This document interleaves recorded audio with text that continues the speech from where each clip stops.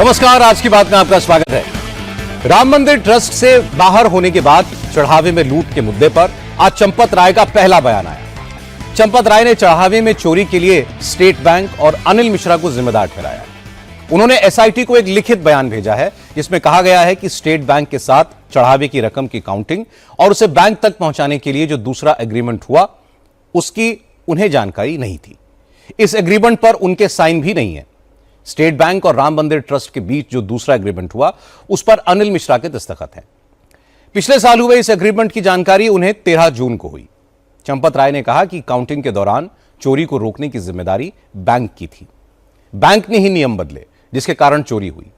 हालांकि इससे 2 घंटे पहले चंपत राय ने राम भक्तों के नाम एक 10 लाइन की चिट्ठी भी जारी की थी।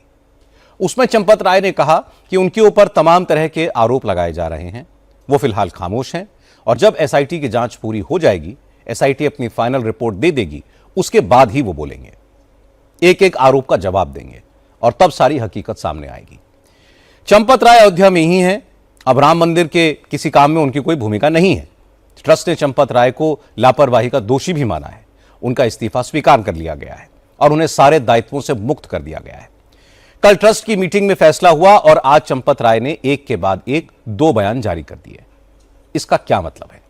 चंपत राय ने आज एसआईटी की जिस प्राथमिक रिपोर्ट के लीक होने पर नाराजगी जाहिर की है, वो रिपोर्ट भी इंडिया टीवी के पास है। इस रिपोर्ट में चंपत राय को लेकर क्या कहा गया है, अनिल मिश्रा की क्या क्या गलतियां बताई गई हैं, अब चंपत राय अनिल मिश्रा पर आरोप क्यों लगा रहे हैं, इस रिपोर्ट की पूरी डिटेल आपको दूंगा।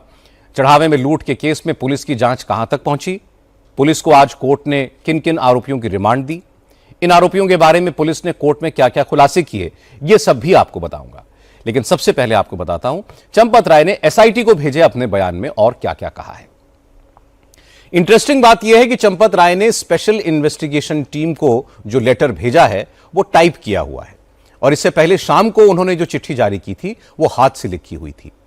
एसआईटी को भेजी गई चिट्ठी में चंपत राय ने चढ़ावा चोरी का ठीकरा सीधे सीधे अनिल मिश्रा और स्टेट बैंक के कर्मचारियों पर फोड़ दिया है। चंपत राय ने कहा है कि चढ़ावे की गिनती की एसओपी तय करने के लिए 5 फरवरी 2025 को स्टेट बैंक के साथ जो करार हुआ था उसकी जानकारी उनको नहीं दी गई। उसके बारे में उन्हें कुछ नहीं मालूम था। चंपत राय ने कहा कि 2020 से ट्रस्ट ने जितने भी एग्रीमेंट किए, जितने भी एमओयू हुए, उन सब पर उन्होंने साइन किए, लेकिन इस एग्रीमेंट की उनको भनक तक नहीं लगी। इस पर अनिल मिश्रा और स्टेट बैंक के अयोध्या में चीफ मैनेजर गोविंद मिश्रा के साइन हैं। चंपत राय ने कहा कि इस एग्रीमेंट की जानकारी उनको इस साल 13 जून को हुई। चंपत राय ने कहा कि चढ़ावे की गिनती की व्यवस्था में छेड़छाड़ के लिए पूरी तरीके से स्टेट बैंक जिम्मेदार है। स्टेट बैंक ने ही हाउसकीपिंग स्टाफ को गिनती के काम में लगाया। चंपत राय ने एसआईटी को लिखा है कि इतने सेंसिटिव काम के लिए हाउसकीपिंग के स्टाफ को लगाना सरासर गलत था और यह गलती स्टेट बैंक ने की।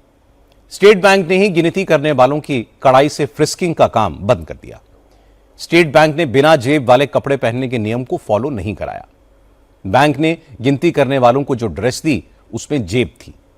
चंपत राय ने आरोप लगाया कि स्टेट बैंक के साथ जो एमओयू सितंबर 2024 में किया गया था उसमें चढ़ावे की गिनती के लिए सख्त प्रोटोकॉल बनाए गए थे, लेकिन बैंक ने ही मेज पर नोट रखने की व्यवस्था बनाई। कुर्सी पर बैठकर चढ़ावा गिनने की परमिशन भी स्टेट बैंक ने दी, जिससे चोरी करने वालों को अपना काम करने में आसानी हुई। चंपत राय ने एसआईटी को भेजे अपने बयान में कहा है कि 2024 के एमओयू में चढ़ावे की गिनती की निगरानी की कड़ी व्यवस्था बनाई गई थी। काउंटिंग रूम में सीसीटीवी कैमरे लगाए गए थे। लोहे की सलाखों वाला सिक्योरिटी गेट लगवाया गया था। अगर स्टेट बैंक सिक्योरिटी के बाकी प्रोटोकॉल्स को फॉलो करता तो चढ़ावे की चोरी नहीं होती। इस खबर पर और बात करने के लिए आपको सीधे अयोध्या लेकर के चलते हैं। हमारे साथ जुड़ रहे हैं हमारे सहयोगी अभय पराशर। अभय, अब जो चंपत राय एसआईटी को अपने बयान में जो कुछ बता रहे हैं, जाहिर है कि वो जिम्मेदारी खुद से हटाकर अनिल मिश्रा पर डालना चाहते हैं। अगर आप और कोई डिटेल्स शेयर कर पाएं कि इस चिट्ठी का लब्बो लुबाब है क्या?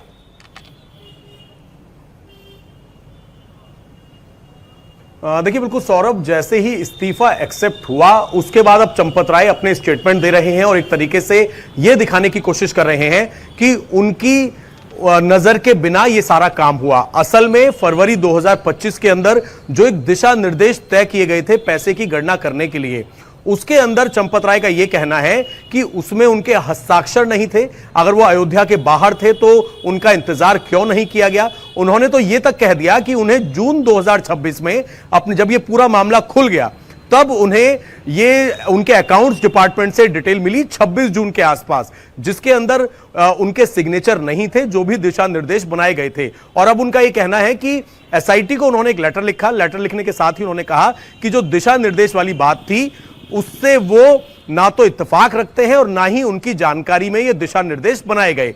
और जानकारी यह भी दी गई कि जो एक एमओयू साइन हुआ था अनिल मिश्रा और साथ ही एसबीआई बैंक के जो प्रमुख हैं, जो एमयू साइन हुआ था उसको सही तरीके से फॉलो नहीं किया गया। सारी जिम्मेदारी एसबीआई बैंक पर डाल दी, अनिल मिश्रा पर डाल दी और यह नहीं बताया कि आखिरकार जब पूरा मामला खुल गया, पूरा भेद खुल गया, उसके बाद चंपत राय को अकाउंट से यह लेटर मिल जाता है और वो कह रहे हैं कि मेरे सिग्नेचर इसके अंदर नहीं थे। उन्होंने यह कहा कि एसबीआई बैंक एक प्रोफेशनल बैंक है, लेकिन जो पैसे गणना करने का जो दिशा निर्देश था वो तो उनकी जानकारी में ही नहीं था, बल्कि जो और रूल्स बनाए होने चाहिए थे उसमें एक तो हाउसकीपिंग स्टाफ को वहां पर रख दिया। एसबीआई बैंक जो है वो एक ड्रेस तय करता है, जो बैंक की तरफ से ड्रेस दी गई गणना करने वाले लोगों को उनमें जेबें थी, पॉकेट्स थी, जबकि रूल्स के हिसाब से उनमें पॉकेट्स नहीं होनी चाहिए थी। जो तलाशी अभियान होना चाहिए था वो नहीं हो रहा था। इस तरह की बात कही और यह भी कहा कि अब तक जो पैसों की गणना होती थी चेयर पे बैठ के टेबल पे रख के पैसों को गिना जाता था, लेकिन यह बात बताई कि एसबीआई बैंक की तरफ से जो कुछ चल रहा था पैसों की गणना को लेकर उसमें लापरवाही थी। और जब चोरी पकड़ी गई तो चंपत राय के मुताबिक उन्होंने जमीन पर बैठकर, दरी पर बैठकर पैसे गिनने का प्रोसेस शुरू करवाया। यानी कि जो जो चीजें एमओयू के अंदर थी, जो दिशा निर्देश बनाए गए थे, उन दिशा निर्देशों में बेहद खामियां थी। पूरी जिम्मेदारी जो है वो चंपत राय ने, अब जब उनका इस्तीफा स्वीकार हो गया है कल 6 तारीख की मीटिंग में, कल ही यह लेटर लिखा था जब वो महासचिव के पद पर थे, क्योंकि मीटिंग होनी बाकी थी, और आज उन्होंने ये लेटर रिलीज किया। पहले एक लेटर रिलीज किया जिसमें कहा कि तमाम तरीके के मेरे ऊपर आरोप लग रहे हैं, एसआईटी की प्रारंभिक कॉपी लीक हो गई है, लेकिन जब कंप्लीट एसआईटी की जांच होगी तो मैं सभी आरोपों के जवाब दूंगा। और उसके थोड़ी देर बाद ये एक टाइपिंग वाला लेटर जो है ये भी चंपत राय के करीबियों की तरफ से हमारी जानकारी में आया है। चंपत राय ने इस लेटर को लिखा है जिसमें एसबीआई बैंक के ऊपर आरोप लगाए हैं और साथ ही अनिल मिश्रा पर पूरी लापरवाही की जिम्मेदारी इसमें डाल दी है और यह कह दिया है कि जब दिशा निर्देश तय हुए वो उनकी जानकारी में नहीं था और जो एमओयू हुआ उसके हर पृष्ठ पर सिग्नेचर है चंपत राय के, लेकिन दिशा निर्देश पर उनके जो सिग्नेचर है वो नहीं है। और जो जो कमियां थी वो एसबीआई बैंक की थी और जो लापरवाही थी वो डॉक्टर अनिल मिश्रा की थी। अबे बहुत शुक्रिया आपका इस पूरी डिटेल के लिए। बड़ी बात यह है कि कल ट्रस्ट की मीटिंग के बाद ट्रस्ट के मेंबर्स ने भी चढ़ावे में चोरी की जिम्मेदारी स्टेट बैंक पर डालने की कोशिश की थी। एसआईटी की जो प्राइमरी रिपोर्ट आई थी उसमें भी यह कहा गया है कि चंपत राय के खिलाफ इस मामले में कोई सबूत नहीं मिले। चंपत राय सिर्फ लापरवाही के दोषी हैं। उन्होंने ट्रस्ट का महासचिव होने के नाते अपनी जिम्मेदारियों का ठीक से पालन नहीं किया। इसके बाद आज शाम चंपत राय ने राम भक्तों के नाम अपने हाथ से लिखी हुई एक चिट्ठी जारी की। इसमें चंपत राय ने खुद को बेकसूर बताया। उन्होंने कहा कि वो 45 साल से प्रचारक हैं, उनका जीवन एक खुली किताब की तरह रहा है, उन्होंने कभी कुछ गलत नहीं किया, फिर भी उनके ऊपर बेबुनियाद आरोप लगाए गए। अभी उन्होंने मौन धारण किया हुआ है, लेकिन एसआईटी की फाइनल रिपोर्ट आने के बाद सामने आकर वो एक एक आरोप का जवाब देंगे और उसके बाद सारी हकीकत सामने आएगी। कल ट्रस्ट के कोषाध्यक्ष गोविंद देव गिरी जी ने बताया था कि ट्रस्ट की मीटिंग में ज्यादातर मेंबर्स चंपत राय के इस्तीफे को नामंजूर करने के फेवर में थे। हालांकि नियम के मुताबिक इस्तीफा मंजूर हो गया, लेकिन फिर ट्रस्ट को चंपत राय की नीयत पर कोई शक नहीं है। आज भी स्वामी परमानंद ने चंपत राय को बेदाग बताया और कहा कि उन्होंने अपने ऊपर, अपने लोगों पर आंख मूंद कर भरोसा किया, उनकी यही गलती है। त्रुटि तो बहुत बड़ी हुई है। हाँ, त्रुटि हुई है और नीयत खराबी से नहीं हुई। त्रुटि तो बहुत बड़ी हुई है, लेकिन कोई इसमें, क्योंकि जो यहाँ के मुख्य हमारे थे चंपत राय, वो हमारे जाने माने व्यक्ति हैं, शुरू से ही उनका जीवन अच्छा है, तो अभी भी उनकी ओर से नहीं हुआ, पर या तो अकेले थे, काम बहुत बड़ा था, इसलिए शायद नहीं देख पाए, या थोड़ा बहुत कोई वीकनेस रहती है कि अपना है, ये बुरा नहीं करेगा, तो उसका भरोसा कर लिया और उन्होंने मौके का फायदा उठा लिया। चंपत जी का है, बहुत अच्छे स्वभाव के हैं, बहुत वर्षों से जुड़े हैं संगठन के साथ, इस ट्रस्ट के साथ। तो इसमें भी उन्होंने हमको ही फोन किया था कि आपका स्वास्थ्य ठीक नहीं है, तो जी ना हो तो ऑनलाइन बात कर लेना। ट्रस्ट के अध्यक्ष महंत नृत्य गोपाल दास के उत्तराधिकारी महंत कमल नयन दास ने भी कहा कि चंपत राय पर उंगली उठाना ठीक नहीं है। चंपत राय को उनके करीबियों ने ही धोखा दिया, तो इसमें उनका क्या कसूर है? कल जो मीटिंग हुई इसमें जब इस्तीफे की बात आई चंपत राय और अनिल मिश्रा के, तो क्या मीटिंग में लोगों की राय? देखिए, चंपत जी के इस्तीफा के विषय में जितने भी वहाँ ट्रस्टी थे, सबने एक स्वर से कहा नहीं, इस्तीफा स्वीकार नहीं है, क्योंकि राम जन्मभूमि के लिए चंपत जी ने बहुत कुछ किया है। कितने दिन से संघर्ष करते आ रहे हैं, सब कुछ उन्हीं का किया हुआ है। मंदिर निर्माण में भी बहुत परिश्रम किया है, इसलिए कोई भी उनके इस्तीफे को स्वीकार नहीं कर रहा था। लेकिन राम मंदिर के ट्रस्टी चेन्नई वाले पारासरन जी ने कहा जैसा नियम है, ट्रस्टी के इस्तीफा आने के बाद स्वीकार करने की कोई आवश्यकता नहीं होती है, अपने आप स्वीकार हो जाता है। इसलिए तत्काल में निर्माण कार्य के भाग को कार्य की व्यवस्था के लिए कृष्ण मोहन जी को पदभार दे दिया गया। मंदिर की व्यवस्था जैसे चल रही वैसे चलेगी, बढ़िया से चलेगी, सब देख रेख होगा। पहले से ही हम लोग कहते आ रहे हैं हनुमान जी सारी व्यवस्था करेंगे, बिल्कुल निश्चित बात है। जिसने जो कुछ किया होगा वो हनुमान जी क्षमा नहीं करेंगे, छोड़ेंगे नहीं, देखते रहिए। ये बात सही है कि चंपत राय के खिलाफ कोई सबूत नहीं मिले। इस बात के भी सबूत नहीं मिले कि चंपत राय को पहले चढ़ावे में चोरी की भनक लगी थी। लेकिन चंपत राय राम मंदिर ट्रस्ट के महासचिव थे। राम मंदिर की सारी व्यवस्थाएं उन्हीं के निर्देश पर चल रही थी। चढ़ावे में चोरी ना हो, इसकी जिम्मेदारी भी चंपत राय की ही थी। चंपत राय ने गलत लोगों पर भरोसा किया, उनकी एंट्री मंदिर परिसर में कराई, इसलिए बदनामी की छींटें उनके ऊपर भी पड़े। किसी थाने में चोरी हो जाए तो थानेदार को दोष मुक्त कैसे माना जा सकता है? इसलिए चंपत राय को सारी जिम्मेदारियों से मुक्त किया गया है। चंपत राय अब जो खुलासे कर रहे हैं, सारी जिम्मेदारी अनिल मिश्रा पर डाल रहे हैं, इसकी भी जांच होगी, सारी हकीकत सामने आएगी। हालांकि एसआईटी की जो प्राइमरी रिपोर्ट आई है उसमें भी अनिल मिश्रा के ऊपर गंभीर आरोप है। एसआईटी की प्रिलिमिनरी रिपोर्ट में, ये 9 पेज की रिपोर्ट है, इसके मुताबिक अनिल मिश्रा के पास से पर्सनली तो चोरी की रकम नहीं बरामद हुई, न ही अब तक उनके प्रोसीड ऑफ क्राइम का फायदा लेने का कोई सबूत मिला है।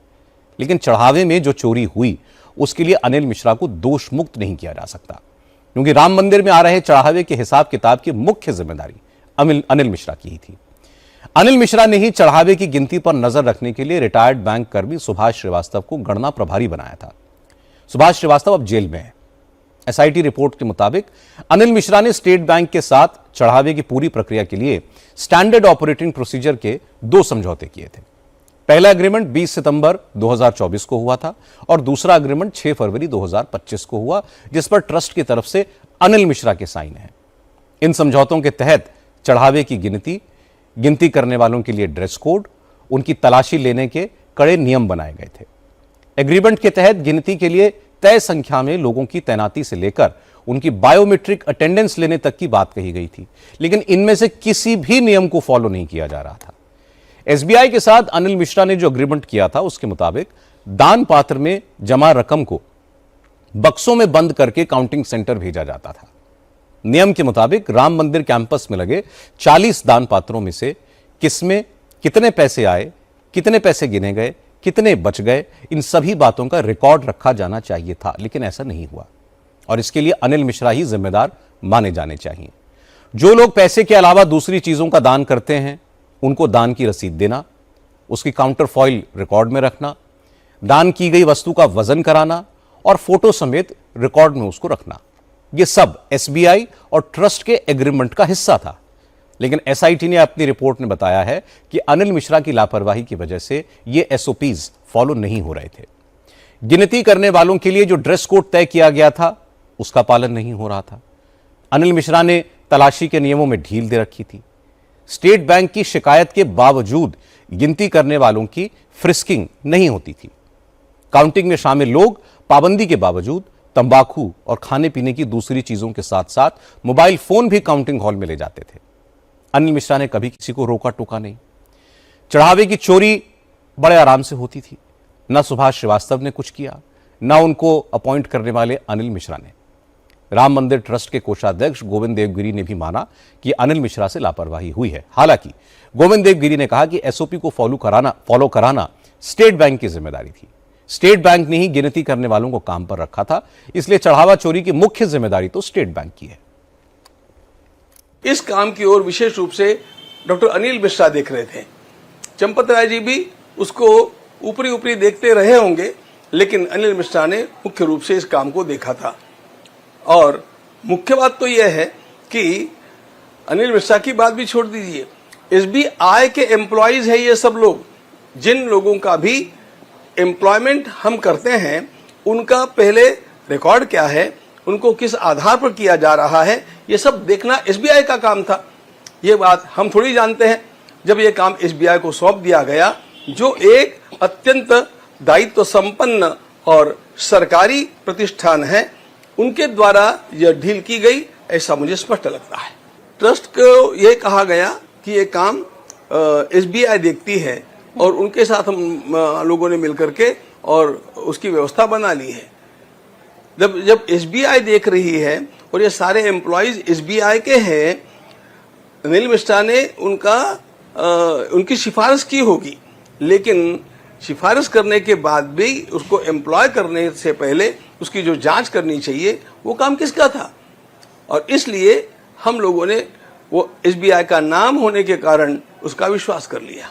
यानी अनिल मिश्रा जी को पूरी तरह से छूट दे दी गई, वो जिसकी चाहे नियुक्ति करें। ऐसी छूट कैसे मानी जा सकती है? वो सिफारिश कर सकते हैं कोई भी, एम्प्लॉयमेंट किसने दी है ये देखना चाहिए। एम्प्लॉयमेंट आप खुद कह रहे हैं कि ये देखना चाहिए और ये नहीं देखा गया और इतना बड़ा आघात हुआ, तो आपको ऐसा नहीं लगता कि ये जो एसआईटी की रिपोर्ट है जो ये साफ कहती है कि डॉक्टर अनिल मिश्रा ट्रस्ट के वरिष्ठ पदाधिकारियों में से एक थे, वित्तीय मामलों और नकदी संकलन के प्रबंधन के कार्य और पर्यवेक्षण और प्रक्रिया का वही अनुश्रवण कर रहे थे, फ्रिस्किंग कैसे होनी चाहिए, कहाँ होनी चाहिए, किसके द्वारा होनी चाहिए, अगर ये सारा कामकाज वो देख रहे थे तो ये किसके स्तर पर लापरवाही आप मानेंगे? ये उनके भी और एसबीआई की भी। बैंक और ट्रस्ट और उसके साथ साथ जो लोग ऐसा कहते हैं कि इतना बड़ा कांड कैसे हो गया, हमारे साथ जो 4 आईएएस ऑफिसर्स ट्रस्टी के रूप में हैं और उनको व्यवस्थापन में भी देखने का कर्तव्य निभाना चाहिए, इस दृष्टि से उनको वहां पर लाया गया है, तो उनको भी एक बार उसका निरीक्षण करना चाहिए था, सब ठीक चल रहा है कि नहीं। उनको इसके बारे में मौखिक या लिखित सुझाव भी हम लोगों को देने चाहिए थे। हैरानी की बात तो यह है कि ट्रस्ट के ज्यादातर मेंबर्स को इस बात की खबर ही नहीं थी कि चढ़ावे की काउंटिंग का सिस्टम क्या था। गोविंद देवगिरी ट्रस्ट के कोषाध्यक्ष थे, उन्हें भी इसकी जानकारी नहीं थी। गोविंद देवगिरी ने बताया कि चढ़ावे की काउंटिंग के लिए जो एसओपी बनी थी उसकी जानकारी उनको पिछले महीने ही दी गई थी। राम मंदिर ट्रस्ट के एक और ट्रस्टी स्वामी परमानंद गिरी ने तो यहां तक कहा कि वो अनिल मिश्रा को ठीक से जानते तक नहीं है। अनिल मिश्रा ट्रस्टी कैसे बन गए उनको ये भी नहीं मालूम। अनिल मिश्रा को आप जानते हैं? हाँ, अब जानते हैं। और कब से जान रहे हैं आप? ये चर्चा हुई तभी से ज्यादा ध्यान गया। इससे पहले कि आपकी कोई जान पहचान? ज्यादा कोई किसी से पहचान नहीं। ये अनिल मिश्रा फिर ट्रस्ट में कैसे आए? अब ये भी हमें नहीं पता, ये तो समिति जाने कैसे किया, संगठन जाने क्यों लिया, वो तो वो जाने। एसआईटी की रिपोर्ट ये कहती है कि अनिल मिश्रा ने ही सुभाष श्रीवास्तव नाम के एक व्यक्ति को रखा, जिसका काम था निगरानी करना, जितना भी चढ़ावा आ रहा है उसकी गणना करना। वो व्यक्ति भ्रष्ट निकला, सुभाष श्रीवास्तव। उसके नीचे जितने काम करने वाले कर्मचारी थे उनका भी बैकग्राउंड चेक किए बिना उन्हें भर्ती कर लिया गया। उन्होंने चोरी कर ली, मतलब पता भी नहीं चला। मैं इस बात को लेकर हैरान हूँ। आईएएस अधिकारी हैं, बड़े बड़े संत हैं, फिर संघ वीएचपी से जुड़े हुए लोग हैं, किसी को आभास ही नहीं हुआ। और किसी को हुआ हो, हमें तो बिल्कुल नहीं हुआ ना, हमको ज्यादा वही था। एसआईटी ने चढ़ावा चोरी में चंपत राय के करीबी रमाशंकर उर्फ टिन्नू यादव और गणना प्रभारी सुभाष श्रीवास्तव पर भी गंभीर सवाल उठाए हैं। रिपोर्ट के मुताबिक दान पात्रों की चाबी टिन्नू यादव के पास होती थी। टिन्नू की निगरानी में ही हुंडियों को खाली किया जाता था। चढ़ावे की रकम को काउंटिंग रूम तक ले जाने की जिम्मेदारी भी टिन्नू को ही दे दी गई थी, जबकि टिन्नू यादव के पास इन सब को लेकर कोई रिटर्न ऑर्डर नहीं था।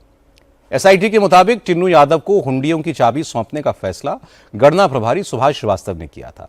यह सुभाष श्रीवास्तव की बड़ी लापरवाही थी। टिन्नू यादव ने इसका फायदा जमकर उठाया।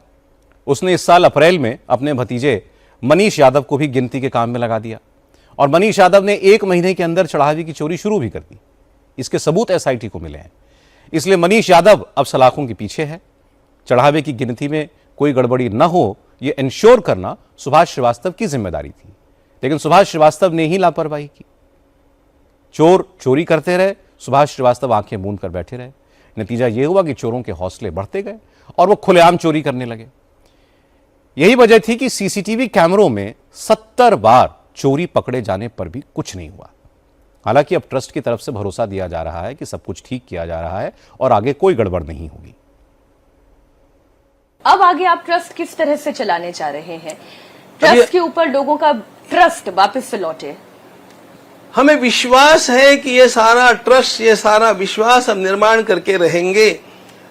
अब इसको हमारे देश में जितने मंदिर चलते हैं उनसे भी बढ़िया ये कैसे चलेगा, इसकी व्यवस्थाएं हम करेंगे और कहीं पर भी जीरो नेग्लिजेंस की पॉलिसी का उपयोग करके हम इसको पुनः लोगों की दृष्टि में उतना ही नहीं अधिक ऊंचा करके दिखाएंगे।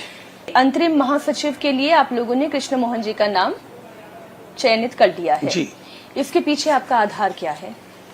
इसके पीछे वे स्वयं एक अफसर रहे हैं, इसलिए उनको इस प्रकार के कामों की आदत है, अभ्यास है उनका।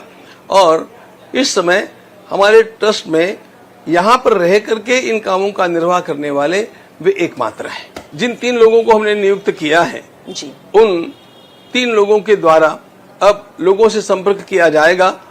वे उसमें से चयन करके, अब चयन करना है तो ये सब अनुभवी लोग हैं, तो योग्य चयन करके, और हमारे सामने लगभग 3 नाम तो अवश्य रखेंगे। उनको क्या क्या करना है, उनका कर्तव्य क्या रहेगा, ये सारा उनके कार्य का स्कोप क्या रहेगा, ये सारा वे उनको भी बताएंगे, हमें भी बताएंगे और उसका विचार करके उन लोगों में से हम लोग एक का चयन करेंगे। गोविंद देव गिरी जी जो कह रहे हैं वो ग्राउंड पर दिख भी रहा है। राम मंदिर परिसर में चढ़ावे की काउंटिंग के प्रोसेस में अब नियम कायदों का पूरी तरह पालन हो रहा है। चढ़ावे की गिनती के लिए करीब 40 नए लोग रखे गए हैं। काउंटिंग रूम में घुसने से पहले सबकी बड़ी सख्ती के साथ तलाशी ली जा रही है। मोबाइल फोन या खाने का सामान काउंटिंग सेंटर में बैन कर दिया गया है। काउंटिंग सेंटर में लगे सीसीटीवी कैमरों के लिए अलग कंट्रोल रूम बनाया गया है। चढ़ावे की काउंटिंग पर निगरानी रखने के लिए ट्रस्ट ने अपने 4 लोगों को तैनात किया है। अब हर दान पात्र में जमा रकम की अलग अलग गिनती की जा रही है। चढ़ावे का पूरा हिसाब किताब रजिस्टर में दर्ज भी किया जा रहा है, जिस पर ट्रस्ट और बैंक के अधिकारी दोनों दस्तखत करते हैं। गिनती के वक्त प्राइवेट सिक्योरिटी गार्ड्स के साथ साथ अब पुलिस को भी तैनात किया जा रहा है। चढ़ावे की लूट के खुलासे के बाद राम मंदिर परिसर की व्यवस्थाओं में और क्या क्या बदला है, इसकी और जानकारी के लिए फिर एक बार आपको अयोध्या लेकर के चलते हैं। रुचि कुमार हमारे साथ जुड़ रही हैं। मंदिर की संचालन की व्यवस्था खास तौर पर गिनती से जुड़ी हुई, इसमें क्या बदलाव अब देखने को मिल रहे हैं रुचि? बड़े बदलाव देखने को मिल रहे हैं, क्योंकि जैसा आपने अभी सौरभ एसआईटी रिपोर्ट्स के डिटेल्स बताए, तो एक चीज़ तो बिल्कुल साफ है कि ये जो भी चढ़ावा चोरी हुई, जो भी कुछ राम मंदिर में हुआ, बड़ी वजह ये थी कि निगरानी नहीं की गई।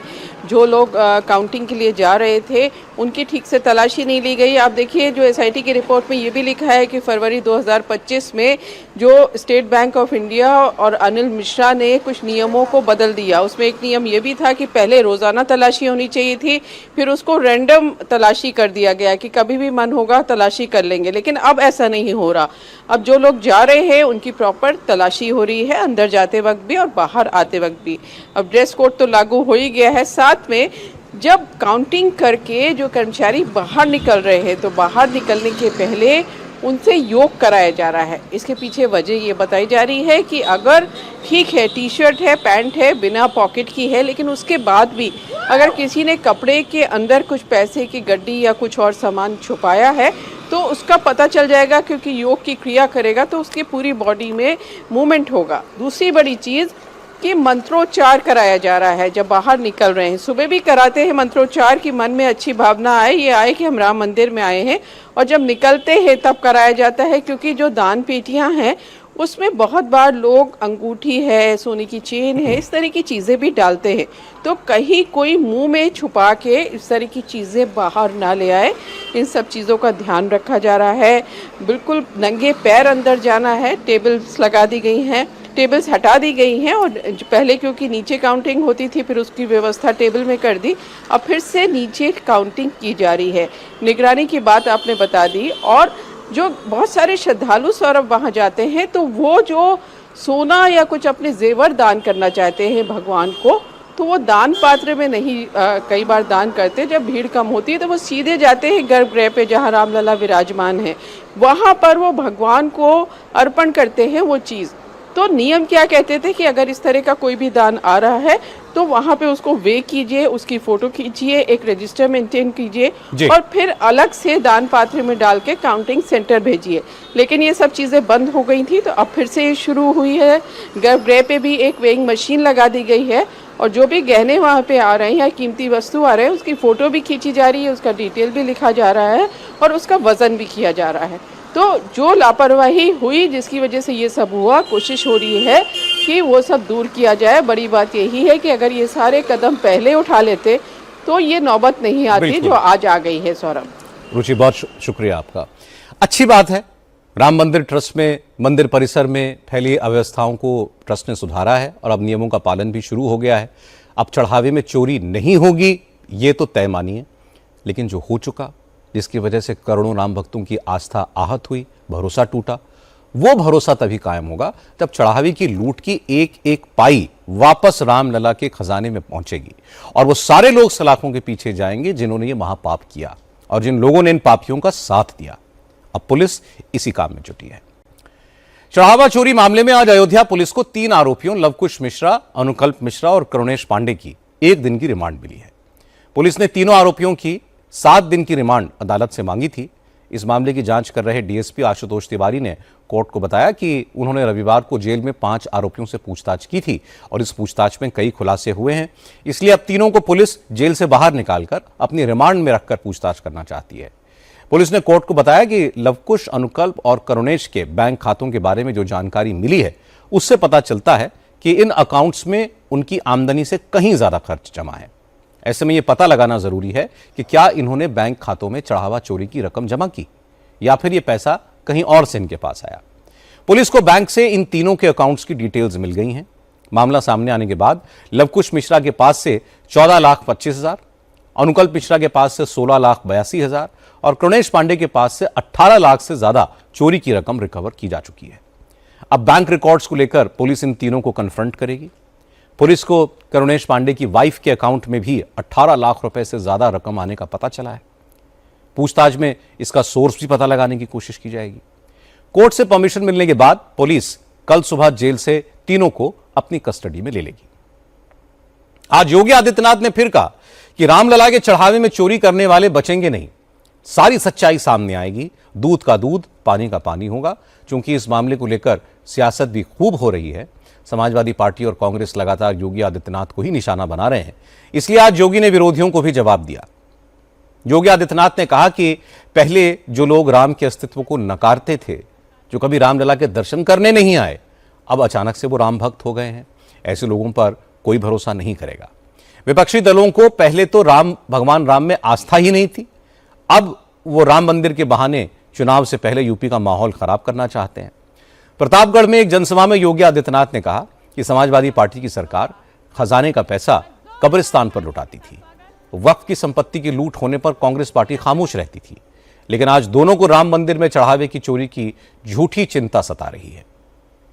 प्रदेश के नागरिकों के सामने जिन्होंने पहचान का संकट खड़ा किया था, वे लोग फिर से चुनाव नजदीक आते हुए देख करके फिर से उनके सिर उठते हुए दिखाई दे रहे हैं। आज जो उत्साहपूर्ण वातावरण यूपी के अंदर है, आज जो यूपी की प्रगति है, यह प्रगति इन विपक्षी दलों को अच्छा नहीं लगती है। इनको विरासत का सम्मान अच्छा नहीं लगता है। अयोध्या में जो कांग्रेस, जो समाजवादी पार्टी बाबरी ढांचे का समर्थन करके उसके लिए घड़ियाली आंसू बहा रही थी, आज वही कांग्रेस और समाजवादी पार्टी गिरगिट की तरह कैसे रंग बदली है, अब आप देख रहे होंगे।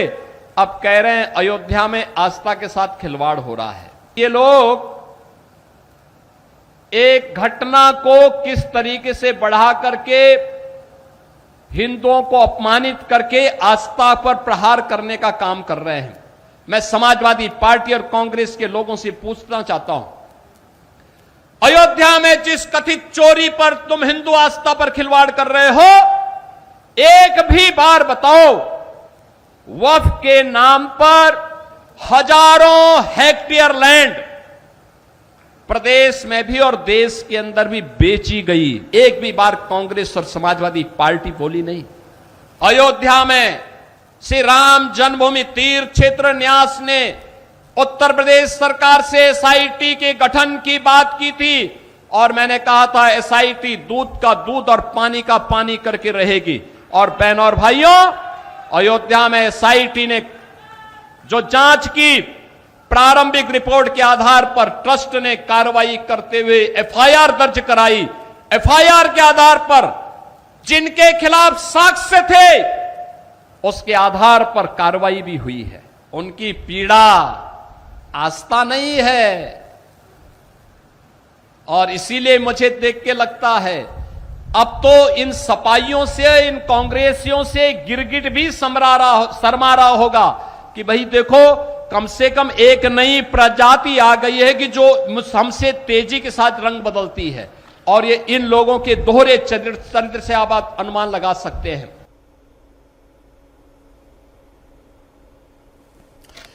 प्रतापगढ़ के बाद योगी सुल्तानपुर पहुंचे और वहां भी उन्होंने चढ़ावा चोरी को लेकर समाजवादी पार्टी को आड़े हाथों लिया। योगी आदित्यनाथ ने कहा कि जिन लोगों ने राम भक्तों पर गोलियां चलाईं, वो लोग अब राम राम जप रहे हैं। योगी ने कहा कि समाजवादी पार्टी के नेताओं का हृदय परिवर्तन नहीं हुआ है, वो सिर्फ राजनीतिक नाटक कर रहे हैं। एसआईटी जब तक गठित नहीं हो रही थी तब तक समाजवादी पार्टी, कांग्रेस और अन्य सेकुलर दल कहते थे कि एसआईटी गठित होनी चाहिए। हमने गठित कर दी, फिर उन्होंने दूसरी डिमांड करनी शुरू कर दी। पिछले एक महीने से हम सबके पावन धाम अयोध्या को बदनाम करने के लिए समाजवादी पार्टी और कांग्रेस ने कैसे मुहिम चला रखी है, कैसे मुहिम चला रखी है। एसआईटी की प्रारंभिक रिपोर्ट आई, ट्रस्ट ने उस पर कार्रवाई करवाई, लेकिन कैसे एक एक को टारगेट किया जा रहा है, कैसे अयोध्या को टारगेट किया जा रहा है, कैसे राम जन्मभूमि को बदनाम किया जा रहा है, कैसे आस्था पर प्रहार करने का कार्य एक कांग्रेस, समाजवादी पार्टी और एक कथित सेकुलर दलों के द्वारा देश के अंदर एक नेगेटिव वातावरण बनाने का कुत्सित प्रयास हो रहा है। समाजवादी पार्टी के लोग कहते हैं कि अयोध्या में जो घटना घटित हुई, आस्था आहत हुई। अरे आस्था तो उसकी आहत हुई होगी जिसके मन में आस्था सचमुच थी। तुम कब से राम भक्त हो गए? योगी आदित्यनाथ ने 19 जून को कहा था कि सिर्फ 15 दिन इंतजार कीजिए, सारा सच सामने आएगा, हम किसी को नहीं छोड़ेंगे, कोई नहीं बचेगा। योगी ने अपना वादा पूरा किया। ज्यादातर बातें अब सामने आ चुकी हैं। चढ़ावे में चोरी करने वाले कुछ लोग तो जेल भी पहुंच गए हैं, बाकी भी जाएंगे। इसलिए जो लोग इसे चुनावी मुद्दा बनाने की कोशिश कर रहे हैं वो शायद कामयाब नहीं होंगे। राम मंदिर का चढ़ावा चोरी हुआ, इसका असर अब देश के दूसरे मंदिरों पर दिखने लगा है। बड़े बड़े मंदिरों में चढ़ावे की गिनती और ट्रस्ट के संचालन के नियम सख्त किए जा रहे हैं, निगरानी बढ़ा दी गई है। हरिद्वार के मनसा देवी माता मंदिर में ट्रस्ट ने नए नियम लागू किए हैं।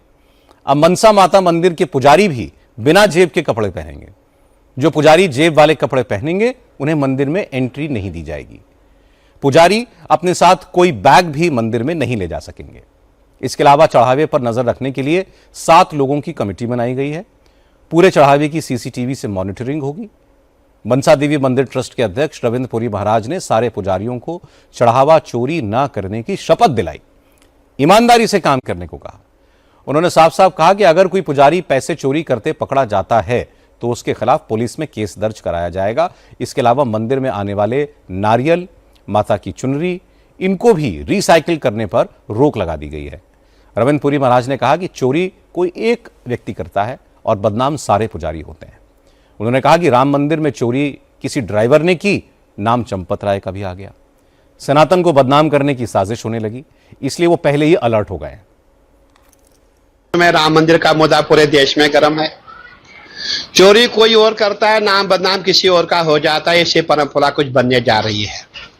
चोरी ड्राइवर ने की, कर्मचारी ने की, और नाम हमारे जो कलयुग के हनुमान जी चंपत राय जी महाराज है, उनका नाम बदनाम हो गया। और इसीलिए हमने सोचा कल लोग हमें बदनाम ना करना शुरू करें। आजकल सबसे बड़ी बात है कि ऐसे बड़े बड़े मंदिर है जिनको बदनाम किया जाए, और वो कोई बाहर के लोग नहीं, हमारे ही लोग हैं। हमारे लोगों के द्वारा पोषित कुछ ऐसे लोग हैं जो हमें बदनाम करना चाहते हैं। इसीलिए हमने आज मंदिर में कमेटी का गठन किया है। हमारे यहाँ भी जो चढ़ावा कहीं 1 रुपया, 2 रुपया, 5 रुपया है, कोई पुजारी इसको जेब में ना डाले। इसीलिए हमने कमेटी बनाई है कि जो भी चढ़ावा आएगा वो जनहित के लिए लगेगा, किसी की जेब में नहीं जाएगा। और जो भी पुजारी मंदिर में रहेगा वो बिना जेब के ही मंदिर में ड्यूटी करेगा। और जितना भी प्रसाद हमारे यहाँ खाए, वो नारियल हो, फूल हो, चुन्नी हो, रिसाइकल किसी भी प्रसाद का नहीं होगा। मंदिर बड़ा हो या छोटा, चढ़ावे में चोरी कहीं नहीं होनी चाहिए और आमतौर पर होती भी नहीं है। लेकिन राम मंदिर में जो कुछ हुआ उसका बड़ा दुष्प्रभाव यही है। भक्तों के मन में आशंकाएं आई, सभी मंदिरों के पुजारी शक के दायरे में आ गए और यह सनातन का सबसे बड़ा नुकसान है। आइए बात करते हैं बंगाल की सियासत की। बंगाल के साउथ 24 परगना में 11 साल की बच्ची की रेप के बाद हत्या का मामला अब एक बड़ा पॉलिटिकल इशू बन गया है। आज इस बच्ची के परिवार वाले साउथ 24 परगना के एसपी ऑफिस में पहुंचे। मुख्यमंत्री शुभेंदु अधिकारी ने यहीं पर लड़की के परिजनों से मुलाकात की। आज बंगाल के डीजीपी सिद्धनाथ गुप्ता ने भी घटनास्थल का दौरा किया और बाद में उन्होंने मुख्यमंत्री को इस वारदात में अब तक हुई जांच और गिरफ्तारियों के बारे में बताया। साउथ 24 परगना के बरुईपुर इलाके में शनिवार को 11 साल की एक बच्ची को किडनैप कर लिया गया। इसके बाद बच्ची की लाश तालाब से मिली। पोस्टमार्टम रिपोर्ट में बच्ची के साथ गैंग रेप की पुष्टि हुई है। पुलिस ने इस मामले में 3 लोगों को गिरफ्तार किया है, जबकि इंद्रजीत मंडल नाम के एक शख्स को उग्र भीड़ ने रेप के शक में पीट कर मार डाला। जांच में पता चला कि जिस व्यक्ति की भीड़ ने हत्या की है उसका इस घटना से कोई लेना देना नहीं था। इंद्रजीत मंडल बिल्कुल बेकसूर था। अब पुलिस सीसीटीवी फुटेज के आधार पर भीड़ में शामिल उन लोगों की पहचान कर रही है जिन्होंने इंद्रजीत मंडल पर हमला किया।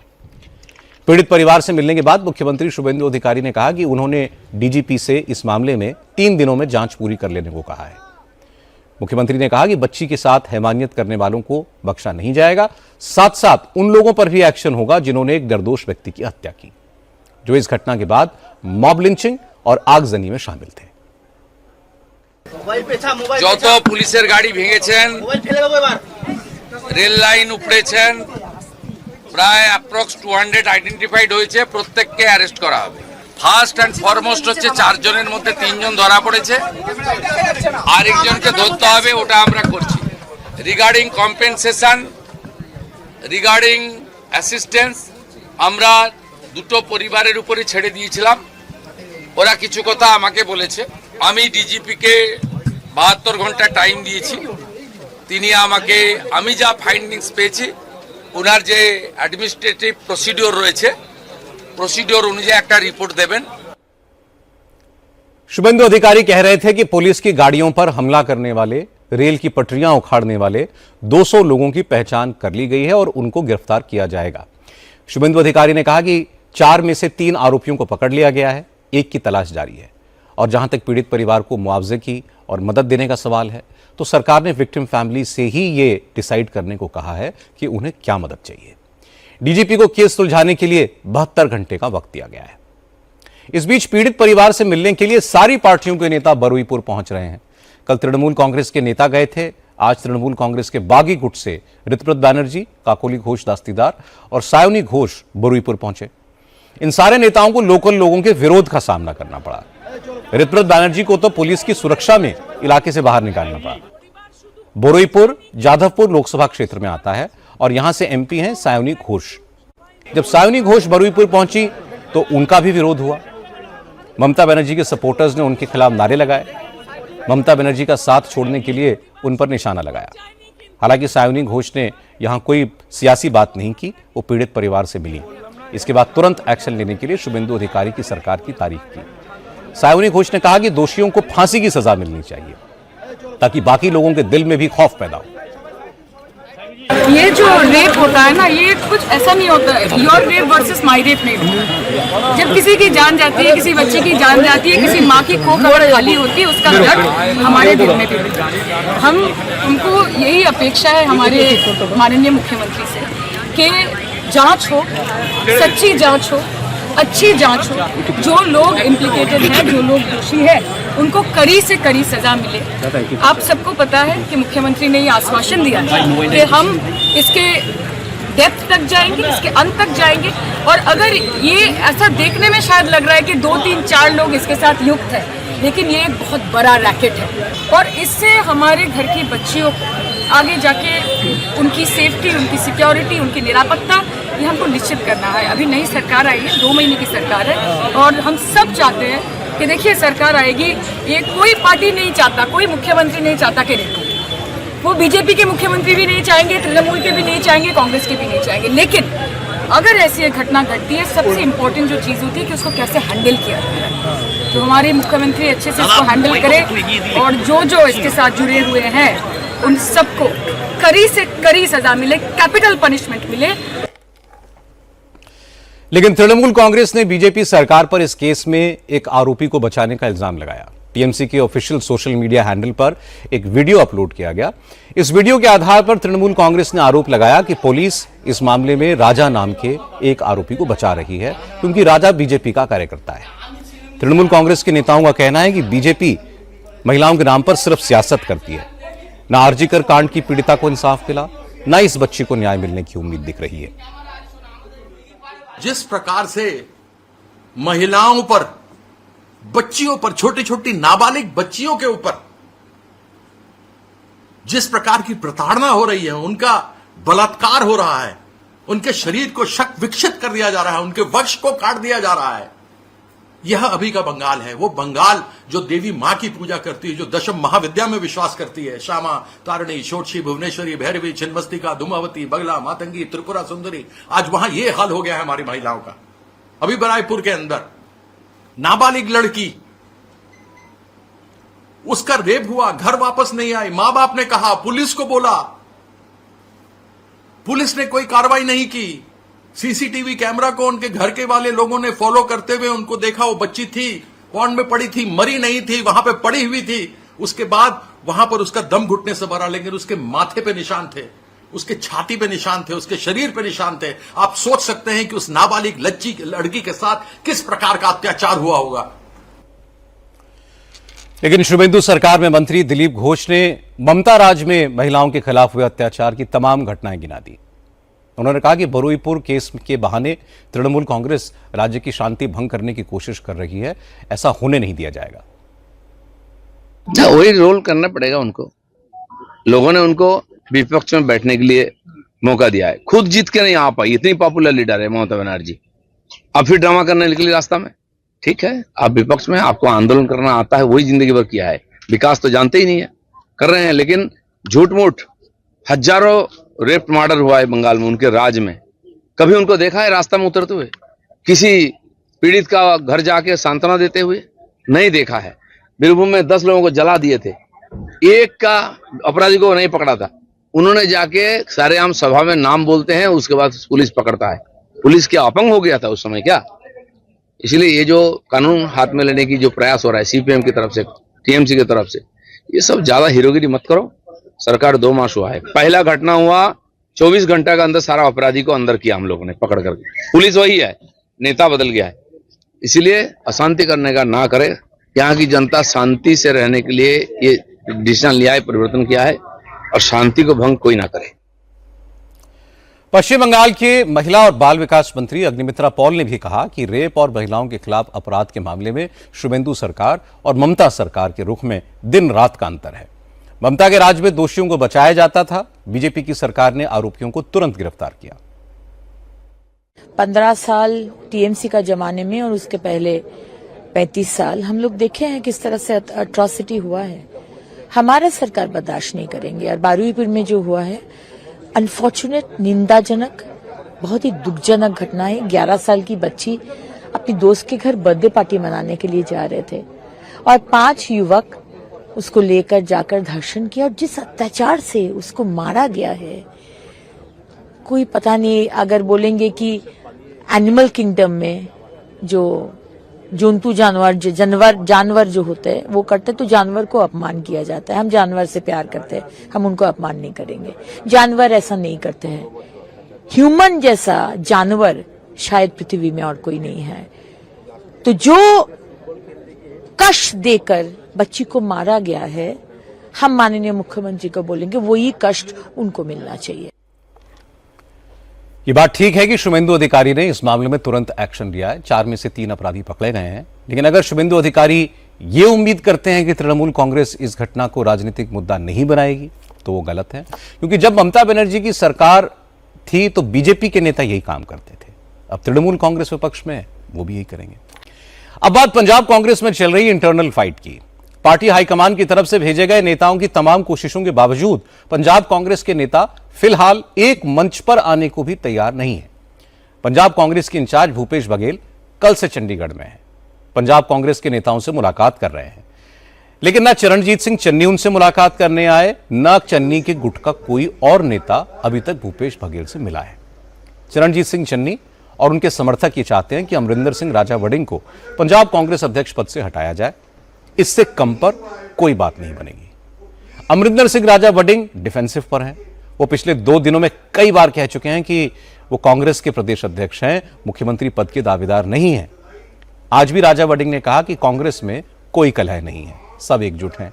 उन्होंने दावा किया कि भूपेश बघेल से चन्नी की फोन पर बात भी हुई है और चन्नी जल्द ही उनसे मिलेंगे भी। चन्नी साहब ने कल कहा सी कि मैं 1-2 दिन बाहर हैं। भूपेश बघेल जी कल ਉਹਨਾਂ ਨਾਲ ਗੱਲ ਹੋਈ और भूपेश बघेल जी कल शाम ਨੂੰ ਜਦੋਂ ਉਹਨਾਂ ਨੇ ਪ੍ਰੈਸ ਨੂੰ ਸੰਬੋਧਨ ਕੀਤਾ ਇਸ ਬਾਰੇ ਕਲੈਰਿਟੀ ਉਹਨਾਂ ਨੇ ਦਿੱਤੀ ਸੀ कि चन्नी साहब 2 दिन बाद बाहर है, वो बाद में मिलेंगे।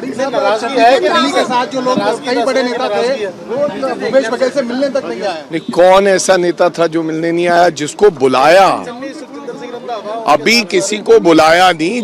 जिनको बुला रहे हैं कमेटियों को, चेयरमैन को बुलाया था।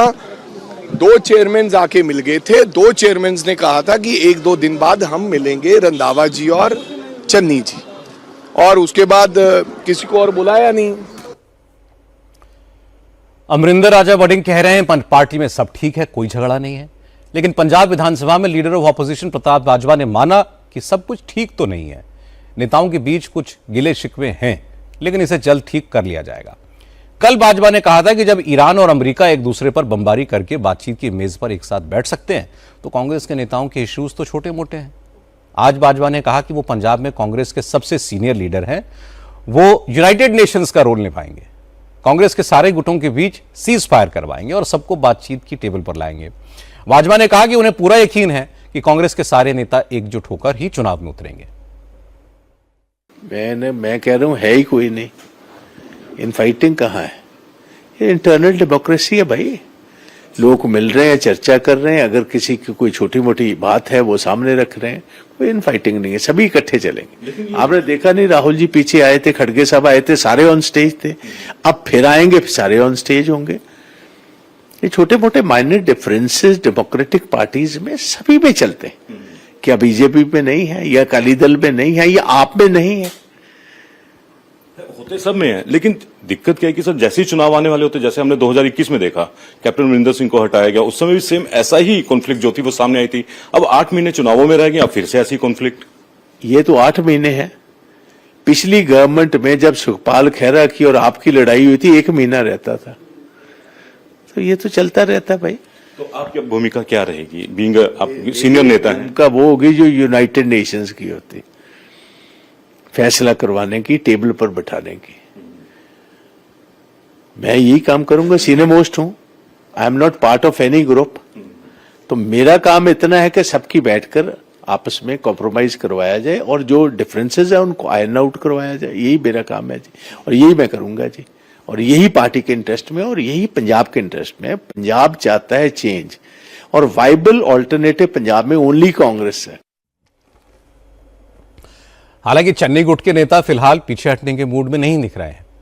इस गुट के 2 विधायक परगट सिंह और बरिंदर मीत पहाड़ा दिल्ली में हैं। वो पार्टी हाईकमान से सीधे बात करना चाहते हैं। हालांकि राहुल गांधी या मल्लिकार्जुन खड़गे ने तो भी परगट सिंह को मुलाकात का वक्त नहीं दिया है, लेकिन पता चला है कांग्रेस के संगठन महासचिव केसी वेणुगोपाल, पंजाब कांग्रेस के कुछ नेता मुलाकात कर सकते हैं। परगट सिंह ने कहा कि पंजाब में कांग्रेस के नेताओं के बीच डिफरेंस ऑफ ओपिनियन है, उनके मुद्दों पर बात होनी चाहिए, क्योंकि चीजों को दबाने से पार्टी का ही नुकसान होगा। परगट सिंह ने इशारों में अमरिंदर सिंह राजा वडिंग पर भी हमला बोला और कहा कि टीम में सबका रोल इंपॉर्टेंट होता है और जरूरी नहीं है कि जीतने वाली टीम का कैप्टन ही सबसे काबिल हो। मैं भी उस तस्वीर में था। मैं देखो, ये सारी कई बार ना तस्वीरें बहुत सी चीज़ें ना खराब कर देती हैं रादर के ठीक करने की। मेरा ख्याल है कि क्योंकि पर ये सोशल मीडिया की स्ट्रेंथ भी है और वीकनेस भी है, तो और उसी से बहुत से लोग जो है वो क्या सराहनियाँ लगाने लग जाते कि ऐसा हो गया, बट ऐसा कुछ नहीं है। डिफरेंस ऑफ ओपिनियन है, हमेशा रहता है और रहना भी चाहिए अच्छी डेमोक्रेसी के लिए। मैं ऐसा मेरा मानना है भाई, आप उसको एड्रेस करोगे, रीएड्रेस करोगे तो मेरा ख्याल है उसमें से अच्छी चीज़ें बाहर निकलेंगी। अगर किसी चीज़ को एड्रेस ना किया जाए तो मेरा ख्याल है वो दबाई जाए चीज़ें, तो वो मेरा ख्याल है कि किसी दिन ब्लास्ट होती हैं। आप तैयार हैं, मतलब जो प्रधानी है राजा अमरिंदर सिंह वडिंग की, परगट सिंह साहब उनके साथ बतौर प्रधान राज्य का, बतौर प्रदेश अध्यक्ष आप काम करने को तैयार हैं? क्योंकि काफी सारे नेता कह रहे हैं कि हम नहीं काम कर सकते और हम करेंगे भी नहीं। मैं तो टीम का प्लेयर हूँ, एक्चुअली जरूरी नहीं है कि जो बेस्ट होता है वही कप्तान होता है, ऐसा कुछ नहीं होता। पंजाब कांग्रेस के एक और सीनियर लीडर सुखपाल सिंह खेरा ने आज भूपेश बघेल से मुलाकात की। सुखपाल सिंह खेरा किसी गुट में नहीं है, उन्हें न्यूट्रल माना जाता है। सुखपाल खेरा ने कहा कि पंजाब कांग्रेस में 2-3 गुट बन गए हैं। चुनाव से पहले इस तरह की गुटबाजी पार्टी के लिए अच्छी नहीं है, इसे जितना जल्दी खत्म किया जाए उतना बेहतर है। जो इस वक्त ग्राउंड रियलिटी है, जो पंजाब के कांग्रेस के इस वक्त जो हालात हैं, वो उन सब बातों पे ऊपर उनसे बहुत फेयर चर्चा की है। और वैसे भी मैं मेरिट बेस्ड इंसान हूं, मैं कभी भी किसी गुट में नहीं हूं। आपने नोटिस किया होगा कि पंजाब में मैं किसी भी फैक्शन में नहीं हूं। 2-3 ग्रुप बने हैं पंजाब में अनफॉर्चुनेटली, लेकिन मैं किसी में काम नहीं करता। मैं अपना ईमानदारी से अपना काम करता हूं और पार्टी के हित में काम कर रहा हूं। और मैं चाहता हूं कि पार्टी बिल्कुल एकजुट हो, मजबूत हो, ताकि हम इलेक्शन लड़के इस जो बहुत बुरी सरकार है आम आदमी पार्टी की, इसको निकाल सके। और इसके आगे ये भी बोलना काफी होगा कि कांग्रेस ही एक ऐसी पार्टी है जो बीजेपी और आम आदमी पार्टी को रोक सकती पंजाब में। ये अब किसी और पार्टी में ये स्ट्रेंथ नहीं है। हालांकि आज पंजाब कांग्रेस के प्रभारी भूपेश बघेल ने इशारों में कह दिया कि पार्टी हाईकमान किसी प्रेशर में नहीं आएगा। जो कमेटीज बनाई गई हैं उनमें कोई बदलाव नहीं होगा। भूपेश बघेल ने कहा कि वो आज दिन भर पंजाब के अलग अलग इलाकों से आए नेताओं से मिले, सबने हाईकमान की बनाई कमेटियों पर संतोष व्यक्त किया है। 1 to 1 लगातार सारे सीनियर मिनिस्टर, एक्स मिनिस्टर, सारे सीनियर एमएलएस, पूर्व एमएलएस और पार्टी के पदाधिकारी, बहुत वरिष्ठ नेता लोग भी, युवा और महिला हमारे नेत्री सब आए थे। सबसे 1 to 1 मुलाकात हुई और सब ने हाई कमान के फैसले को उन्होंने एक स्वर से अपनी प्रसन्नता व्यक्त की कि बहुत अच्छी कमेटी टीम हाईकमान ने दी है और इनके नेतृत्व में, सामूहिक नेतृत्व में चुनाव लड़ा जाएगा और निश्चित रूप से सफलता मिलेगी। चन्नी जी से, रंधावा जी से मेरी बात हुई है और समय मिलते ही वो आके मेरे से मिलेंगे। उन्होंने कहा 2-3 दिन मैं शहर से बाहर हूँ, आके मैं आपसे मिलता हूँ। पंजाब में जो हो रहा है वो कांग्रेस के लिए शुभ संकेत तो नहीं है। कांग्रेस के नेताओं को लग रहा था कि पंजाब में आम आदमी पार्टी के खिलाफ नाराजगी है, अकाली दल और बीजेपी की ताकत पहले जैसी नहीं है, इसलिए पंजाब में कांग्रेस के लिए अच्छा मौका है। और चुनाव अभी दूर है, अभी से मुख्यमंत्री की कुर्सी को लेकर के खींचतान शुरू हो गई है। अगर कांग्रेस आला कमान अपनी बात पर अड़ा रहा तो चन्नी अपना रास्ता अलग कर लेंगे, और अगर ऐसा हुआ तो कांग्रेस की उम्मीदों पर पानी फिर जाएगा। अब बात बिहार की बांकीपुर विधानसभा सीट पर होने वाले बाई इलेक्शन के लिए आज बीजेपी ने अपने कैंडिडेट के नाम का ऐलान कर दिया। बीजेपी के प्रशांत किशोर के मुकाबले बीजेपी ने अभिषेक कुमार को मैदान में उतारा है। बांकीपुर सीट बीजेपी अध्यक्ष नितिन नबीन के इस्तीफे से खाली हुई है। इस सीट पर नितिन नबीन 5 बार से लगातार जीत चुके हैं। ये बीजेपी की सबसे सेफ सीट्स में से मानी जाती है। बीजेपी ने अभिषेक कुमार को कैंडिडेट बनाया है। अभिषेक नौजवान हैं, नितिन नबीन के करीबी भी हैं। बिहार में भारतीय जनता युवा मोर्चा के उपाध्यक्ष रहे हैं, कायस्थ समाज से आते हैं। बांकीपुर में करीब 14% वोट कायस्थों का है। आज नाम का ऐलान होने के बाद अभिषेक कुमार ने कहा कि जनता ने विधानसभा चुनाव में भी एनडीए का साथ दिया था और उन्हें पूरा यकीन है कि बाई इलेक्शन में भी बांकीपुर के लोगों का समर्थन उन्हें मिलेगा। जी माड़ी मिली है तो काम करना है। हम लोग 26 वर्षों के कार्यकर्ता हैं, काम किए हैं। हम लोग काम के आधार पर वोट लेंगे। अभी तो मैं कार्यकर्ता से मिल रहा हूँ। मेरे सभी जितने कार्यकर्ता, मेरे सभी अभिभावक भाई, बड़े भाई लोग आशीर्वाद लेने पहले हमको दीजिए। आज नवीन जी के पिताजी का भी आशीर्वाद आपने लिया। मेरे राजनीतिक गुरु थे। नोट करने वाली बात यह है कि बांकीपुर सीट पर कैंडिडेट को लेकर महागठबंधन में दरार साफ दिख रही है। दरअसल कांग्रेस चाहती है कि एनडीए के उम्मीदवार के खिलाफ विपक्ष साझा उम्मीदवार उतारे, रादर चाहती थी, लेकिन आरजेडी और कांग्रेस और प्रशांत किशोर को समर्थन दें, ऐसा हो नहीं पाया क्योंकि आरजेडी इसके लिए तैयार नहीं है। आज तेजस्वी यादव ने रेखा गुप्ता को आरजेडी का कैंडिडेट डिक्लेयर कर दिया। कांग्रेस यहां पर फंस गई।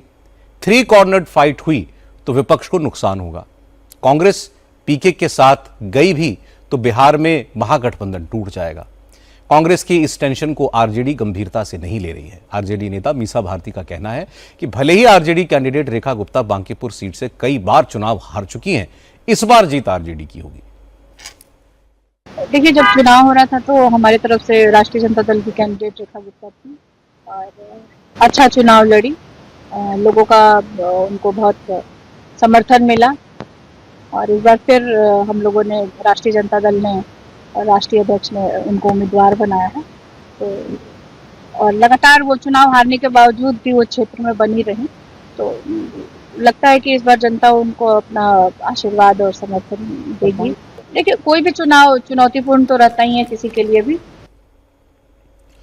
अगर 3 कॉर्नर्ड फाइट हुई तो अभिषेक कुमार के लिए मुकाबला बिल्कुल एक तरफा होगा और इसके लिए विरोधी दल आरजेडी को ही जिम्मेदार बताएंगे। अब बात छत्तीसगढ़ की। छत्तीसगढ़ में वक्फ बोर्ड ने निकाह के लिए कुछ नए नियम लागू किए हैं जिनको लेकर के विवाद हो रहा है। स्टेट वक्फ बोर्ड का कहना है कि फर्जी निकाह और लव जिहाद के मामलों पर रोक लगाने के लिए सख्ती जरूरी है। इसलिए अब अगर कोई मुसलमान लड़का या लड़की किसी दूसरे धर्म के व्यक्ति के साथ निकाह करता है तो वक्फ बोर्ड की परमिशन के बाद ही निकाह कर पाएगा। इसके अलावा छत्तीसगढ़ में अब वही मौलाना निकाह पढ़वा पाएंगे जो वक्फ बोर्ड में रजिस्टर्ड होंगे। निकाह पढ़वाने वाले काजियों को वक्फ बोर्ड में रजिस्टर करना होगा। हर मस्जिद में रजिस्टर्ड काजियों की एक लिस्ट लगाई जाएगी। इसके अलावा निकाहनामी अब सिर्फ उर्दू में नहीं होगी, निकाहनामे का फॉर्मेट उर्दू के साथ साथ हिंदी और अंग्रेजी में भी बनाना होगा। लड़के और लड़की के अलावा मौलाना के आधार कार्ड भी लगाने होंगे। दूसरे राज्य के मौलानाओं को छत्तीसगढ़ में निकाह पढ़वाने की इजाजत नहीं होगी। अगर किसी गैर मुस्लिम लड़की का निकाह हो रहा है तो पहले उसके घर वालों को जानकारी देनी होगी। घर वालों की सहमति के बाद वक्फ बोर्ड से परमिशन लेनी होगी और इसके बाद ही कोई गैर मुस्लिम लड़की या निकाह मुस्लिम लड़के से हो पाएगा। निकाहनामा मतलब मैरिज सर्टिफिकेट वक्फ बोर्ड ही जारी करेगा। वक्फ बोर्ड ने जैसे ये सारे नियमों का ऐलान किया, इनका विरोध शुरू हो गया। छत्तीसगढ़ के मौलानाओं का कहना है कि वक्फ बोर्ड का काम वक्फ प्रॉपर्टीज की देखरेख करने का है। निकाह का दूसरे मजहबी मामलों में दखल देने का हक वक्फ बोर्ड का नहीं है। इसलिए वक्फ बोर्ड के चेयरमैन अपने अधिकार क्षेत्र में रहकर काम करें, ये बेहतर होगा। डॉक्टर साहब जब से पद में बैठे हुए हैं उसके बाद से लेकर आज तक मैं देख रहा हूं कि वो अपने जगह का और अपने मनसब का गलत इस्तेमाल करते हुए अपने अधिकार क्षेत्र के अलावा काम कर रहे हैं। जैसे कि उन्होंने वक्फ बोर्ड की जिम्मेदारी संभाली है, लेकिन उसके अलावा वो धार्मिक मामले में हस्तक्षेप कर रहे हैं, जबकि हाई कोर्ट का साफ साफ निर्देश है कि धार्मिक मामलों में कोई हस्तक्षेप वक्फ बोर्ड नहीं कर सकता। रही बात लव जिहाद और ये शादी जैसे मसले पर, तो मैं तो समझता हूँ कि आर्य समाज मंदिर पे भी एक ऐसा कानून लगा दीजिए यहाँ पर हमारी मुसलमान बच्चियाँ जा रही हैं निकाह करने और वहाँ पर जाके हिंदू हो जा रही हैं। आपका कोई क्षेत्र ही नहीं, आपका कोई कार्य क्षेत्र नहीं है कि आप निकाह के मामले में आप मुदाखलत करें। निकाह के लिए जो संवैधानिक प्रक्रिया है उसको पूरा किया जा रहा है और उसको पूरा करने के बाद कलेक्टर और नगर निगम में जाकर रजिस्ट्रेशन करा के मुकम्मल कर दिया जाता है। हमें ज़रूरत नहीं है वक्फ बोर्ड की और किसी ऐसी संस्था की कि क्या नाम है उसकी ज़मानत की, हमें कोई भी ज़रूरत नहीं है और न इंशाल्लाह आगे बढ़ेगी। दरअसल छत्तीसगढ़ में पिछले दिनों कई ऐसे मामले आए हैं जहां मुस्लिम लड़कों ने आदिवासी लड़कियों के साथ शादी की। इसके बाद उनका जबरन धर्म परिवर्तन कराने की भी प्रयास हुए, लड़कियों को परेशान किया गया। बीजेपी आरोप लगाती है कि आदिवासियों की संपत्ति हड़पने के लिए और वहां की डेमोग्राफी चेंज करने की साजिश के तहत छत्तीसगढ़ में आदिवासी लड़कियों को निशाना बनाया जा रहा है। झारखंड में भी यही हुआ था। दोनों राज्य आदिवासी बहुल हैं, इसलिए इस तरह की हरकतों पर रोक जरूरी है। छत्तीसगढ़ वक्फ बोर्ड के अध्यक्ष डॉक्टर सलीम राज ने भी कहा कि उनके सामने सरगुजा, कांकेर, राजनांदगांव समेत कई जिलों से ऐसी कई शिकायतें आई जहां आदिवासी लड़कियों का निकाह करवा दिया गया। बाहर से आए मौलानाओं ने शादीशुदा महिला का भी निकाह करवा दिया। ऐसी धोखाधड़ी रोकने के लिए ये सख्त नियम बनाए गए हैं। तो अधिकतर कार्यालयों में उर्दू नहीं आती है, तो उसके कारण अब निकाहनामा हिंदी में भी रहेगा, इंग्लिश में भी रहेगा और उर्दू में भी रहेगा। एक ही प्रोफार्मा में तीनों लैंग्वेज रहेंगी, वो चेंज किया गया है। और उसके बाद जो भी निकाहनामा होगा, बच्ची का भी आधार कार्ड उसमें इन्वॉल्व रहेगा। उसके बाद जो बच्चे का है और जो मौलाना निकाह करा रहा है उसका भी नंबर होना चाहिए।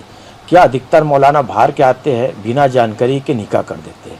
दूसरे धर्म की बच्ची रहती है और मुसलमान बच्चा रहता है, वो उनका अधिकार क्षेत्र है नहीं मौलाना का। मौलाना का अधिकार क्षेत्र ये है कि जो इस्लाम के अनुयायी है उनका ही आप निकाह करा सकते हो। दूसरे धर्म की बच्ची की शादी हो रही तो आपको कोर्ट मैरिज करिए, कोर्ट में आवेदन लगाइए, उसके बाद निकाह करिए। निकाह भी जब तक नहीं हो पाएगा क्योंकि उसने कोर्ट मैरिज किया है, शादी हुई है, धर्म परिवर्तन नहीं हुआ। तो धर्म परिवर्तन नहीं हुआ है तो इसलिए वो मौलाना निकाह भी नहीं कर सकता। ये बात सही है कि छत्तीसगढ़ और झारखंड जैसे राज्यों में धर्म परिवर्तन के मामले बहुत बड़े हैं। मुस्लिम लड़के आदिवासी लड़कियों से शादी कर रहे हैं। इसकी वजह से कई बार कम्युनल टेंशन भी होती है, आदिवासियों की संपत्ति पर कब्जा भी होता है। इसलिए अगर वक्फ बोर्ड ने दूसरे धर्म की लड़कियों के साथ शादी से पहले पूरी जांच पड़ताल के नियम बनाए हैं तो इसका तो स्वागत होना चाहिए। अब बात तेलंगाना की। असदुद्दीन ओवैसी ने स्पेशल इंटेंसिव रिवीजन मतलब SIR के जरिए NRC की तैयारी करने का आरोप लगाया है। ओवैसी कल हैदराबाद में बोल रहे थे। SIR के लिए वकीलों की वर्कशॉप में उन्होंने कहा कि विरोधी दल अमित शाह को हल्के में कतई न लें। अमित शाह कच्ची गोलियां नहीं खेलते। अमित शाह जो काम करते हैं उसके पीछे बड़ा मकसद छिपा होता है। अब उन्होंने एक कमीशन बनाया है। ओवैसी ने कहा कि उन्हें तो शक है कि SIR के पीछे अमित शाह का असल मकसद NRC करवाना है।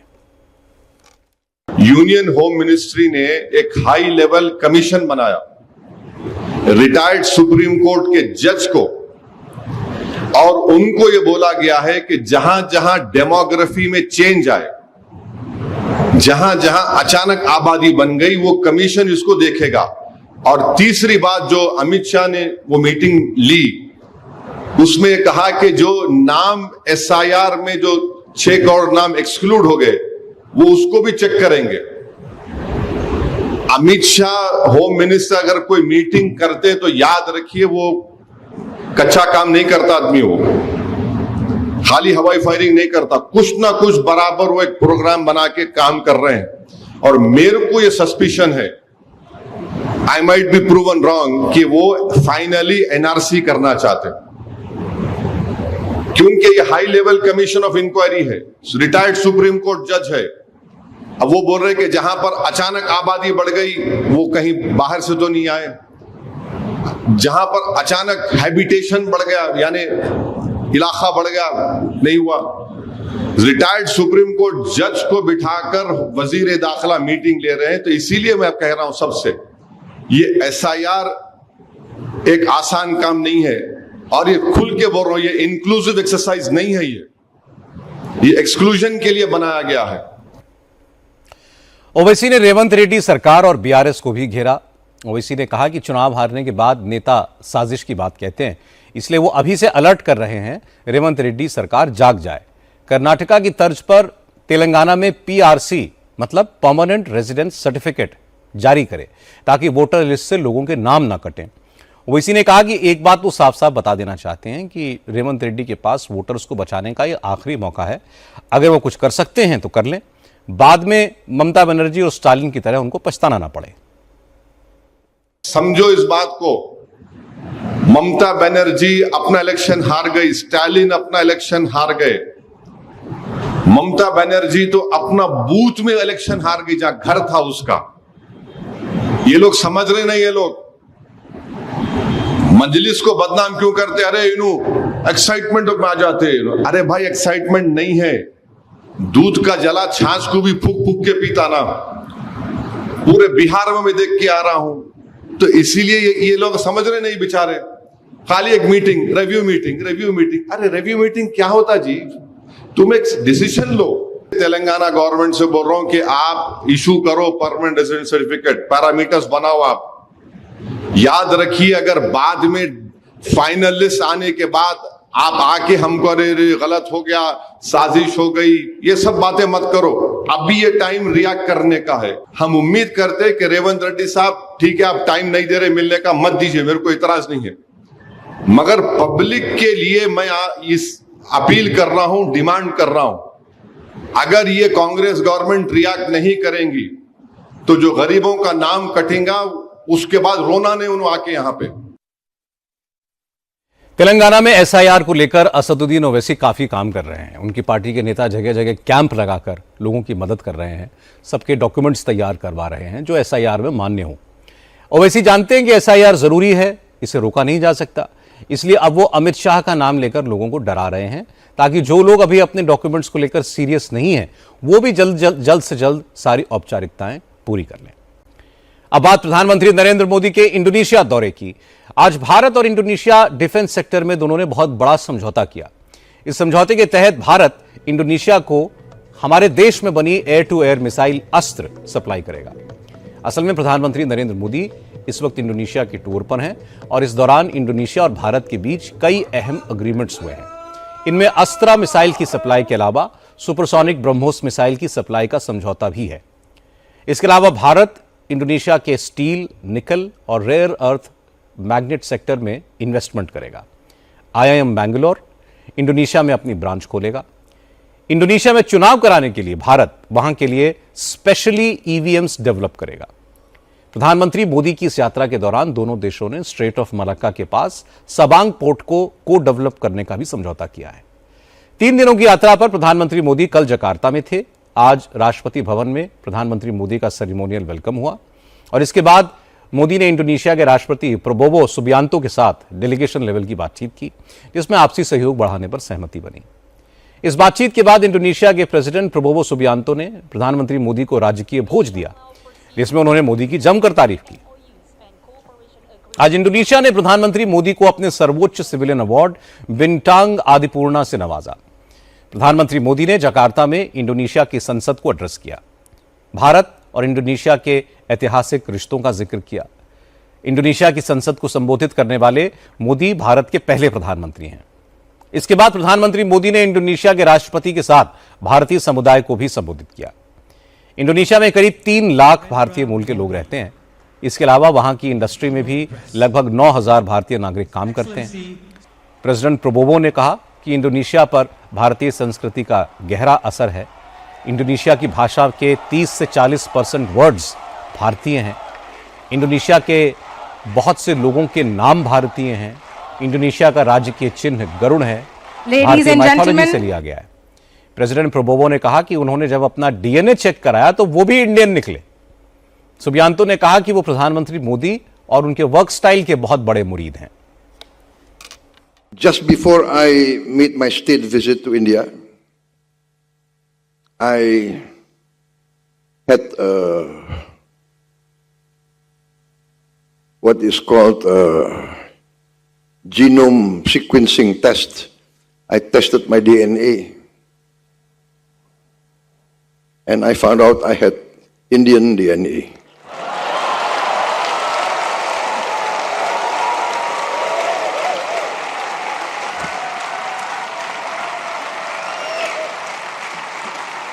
No, this is true, you know. And that's why I think every time I hear some music, especially Indian music, I find my body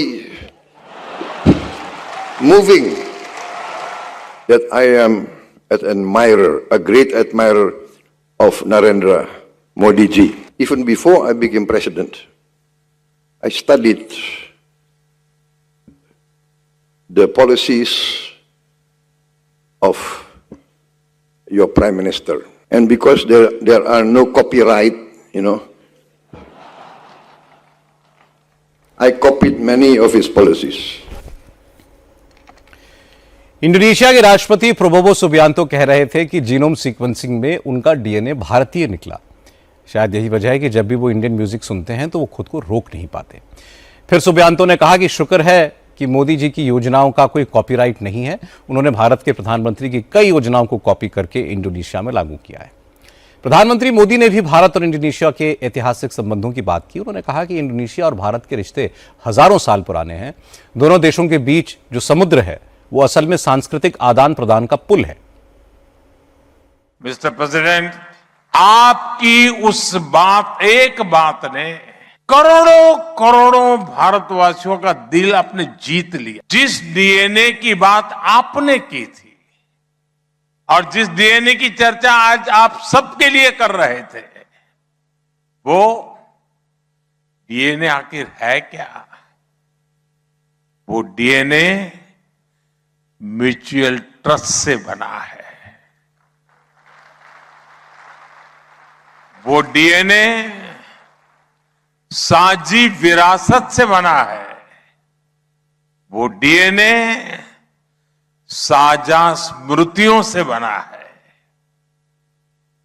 वो डीएनए उन समुद्री हवाओं से बना है जिन्होंने हजारों वर्ष तक हमारे जहाजों को एक दूसरे के तटों तक पहुंचाया। साथियों, भारत इंडोनेशिया संबंधों का डीएनए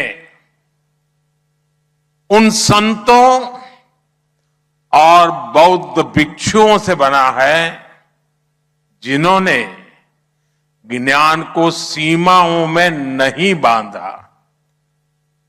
यह उन उद्यमियों से बना है जिन्होंने केवल मसालों का व्यापारी नहीं किया, बल्कि संस्कृतियों के सेतु भी बनाए।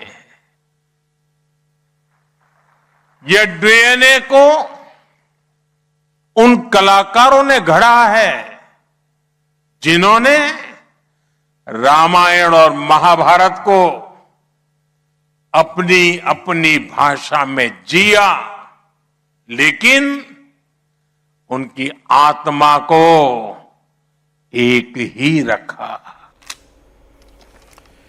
इंडोनेशिया से भारत के जिस ऐतिहासिक संबंध का जिक्र प्रधानमंत्री मोदी कर रहे थे, उसका एक बड़ा एग्जाम्पल वहां का प्रम्बनन मंदिर है।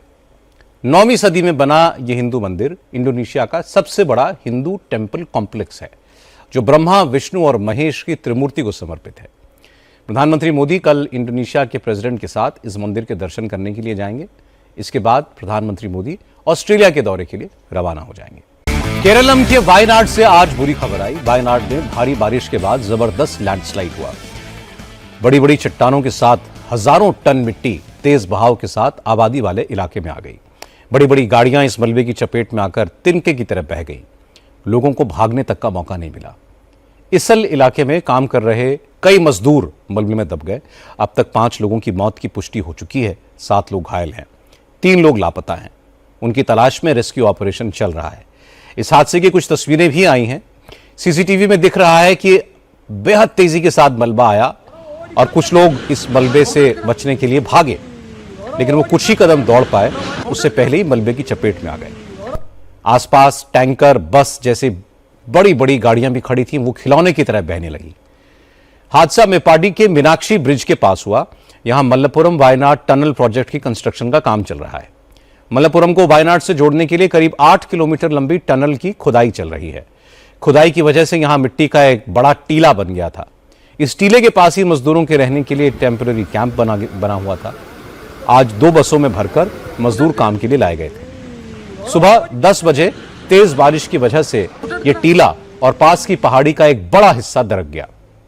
भारी मलबा नीचे की ओर आया और इस मलबे में मजदूरों की दोनों बस और टेम्पररी कैंप दब गए।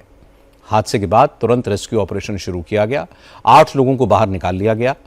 अभी एनडीआरएफ और एसडीआरएफ की टीमें रेस्क्यू ऑपरेशन में लगी हुई हैं। केरलम के मुख्यमंत्री वीडी सतीशन खुद हालात की मॉनिटरिंग कर रहे हैं। आपको बता दें, वायनाड से प्रियंका वाड्रा सांसद हैं और उन्होंने भी इस हादसे पर दुख जताया है। बाढ़ और बारिश ने जम्मू कश्मीर में भी तबाही मचाई है। डोडा में बीती रात लैंडस्लाइड के बाद आए फ्लैश फ्लड ने कहर बरपा दिया।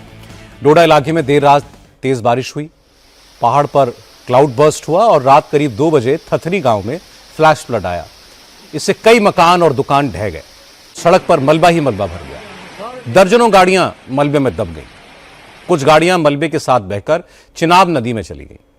राहत की बात यह रही कि किसी की जान नहीं गई। इस फ्लैश फ्लड के कारण डोडा किश्तवाड़ हाईवे फिर से बंद हो गया है। सड़क पर भारी भरकम बोल्डर्स आ गए। फिलहाल रेस्क्यू टीमें काम कर रही हैं और लोगों को इस इलाके से बाहर निकाला जा रहा है। परेशानी की बात यह रही कि घायलों की मदद के लिए एम्बुलेंस यहां नहीं पहुंच पाई। स्ट्रेचर्स को कंधे पर लादकर मरीजों को एम्बुलेंस तक पहुंचाना पड़ा।